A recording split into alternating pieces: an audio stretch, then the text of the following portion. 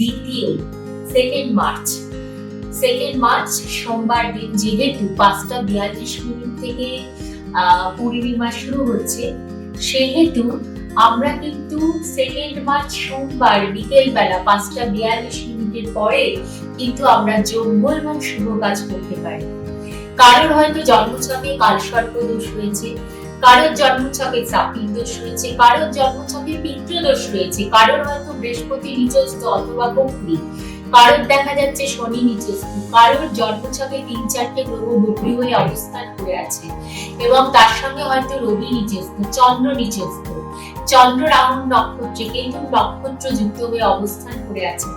চন্দ্রের সঙ্গে রাহু জন্মছকে হয়তো লগ্নে দ্বিতীয় ভাবে, লগ্নের ষষ্ঠ ভাবে, অষ্টম ভাবে, দ্বাদশ ভাবে অবস্থান করে আছেন এবং কিছু গ্রহ দোষ আছে, যেমন সেই দোষগুলো যদি থাকে, ইভেন বাড়িতে যদি বাস্তু দোষ থাকে, সেই ক্ষেত্রে কিন্তু আমরা এই পূর্ণিমা তিথিতে, দোল পূর্ণিমায় আমরা কিন্তু মহাযজ্ঞ করি, পুজো করি। এই দিনে কিন্তু তারা মারও পুজো হয়ে থাকে, কারণ আমরা মানি যে তারা মার পুজো করলে কিন্তু আমাদের অর্থ, কর্ম, আমাদের বাসস্থান, বাধা সমস্ত কেটে যাবে। এবং অনেক মানুষের প্রশ্ন, দিদি এই বছর তো চন্দ্রগ্রহণ, তাহলে কি পুজো হবে না, মহাযজ্ঞ হবে না? এমন কোনো কথাই নেই, কারণ আমিও কিন্তু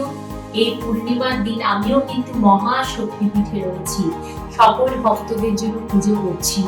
সকল মানুষদের জন্য পুজো করছি, তাদের ভালো করার জন্য, তাদের দোষ কাটানোর জন্য। এবং আমাদের মতো যারা ভগবানের সাধনা করে থাকেন, মাতৃ সাধনা করে থাকেন, শক্তি সাধনা করে থাকেন, তারাও কিন্তু বিভিন্ন শক্তিপীঠে থাকছেন মানুষের ভালোর জন্য, যাতে এই তিথিটাতে যে সমস্ত মানুষ সত্যি দুঃখ কষ্টের মধ্যে দিয়ে রয়েছে, তাদের মুখে, পরিবারের সকলের মুখে যাতে আমরা হাসি ফোটাতে পারি।